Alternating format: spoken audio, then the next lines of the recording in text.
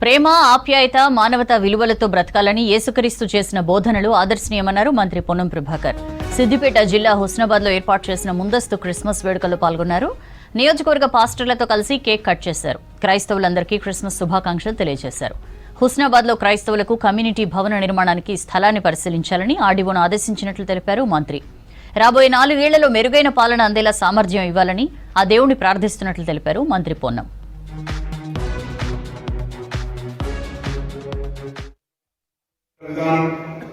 నిత్య నూతనంగా 2000 సంవత్సరాల కింద జన్మించినప్పటికీ కూడా ఇప్పుడు కూడా వారి యొక్క ఆలోచన విధానాన్ని మనందరం కూడా తీసుకొని ముందుకు పోతా ఉన్నాం.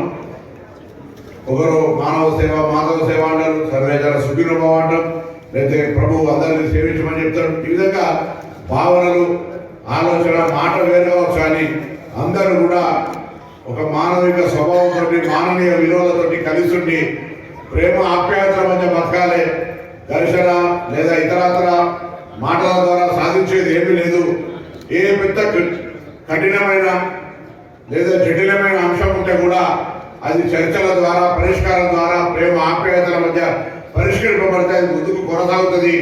దర్శనం ద్వారా సాధించుకొని పరిష్కరించుకున్న ఏ సమస్య కూడా మళ్ళీ ముందుకు వచ్చి మళ్ళీ ఒక సమస్యగా మారింది తప్ప సమస్య పరిష్కారం కావాలంటే చర్చలు ప్రేమ ఆప్యాయతల మధ్య పరిష్కరించాలనేటువంటి విధంగా మనం అందరం కూడా విశ్వసించేటువంటి ఒక నీతి బోధనలు చేసిన సందర్భంగా మనం ఈరోజు జ్ఞాపకం చేసుకొని ఆ దిశగా మనం పోవాలని ఆలోచిస్తూ ప్రభుత్వము గౌరవ ముఖ్యమంత్రి రేవంత్ రెడ్డి గారు మిగతా ప్రభుత్వ అధికారులు అందరూ కూడా ఆలోచన బట్టి అందరం కూడా బాగుండాలి, అభివృద్ధి జరగాలి, ప్రజల జీవితాల్లో మార్పు రావాలి, వారికి సంబంధించి సుఖ సంతోషాలతో ఉండాలనేటువంటి ఆకాంక్షకు అనుగుణంగా మీరు కూడా ఆ రీతిలో ప్రభుత్వానికి జీవన చేయాలని కోరుకుంటున్నారు.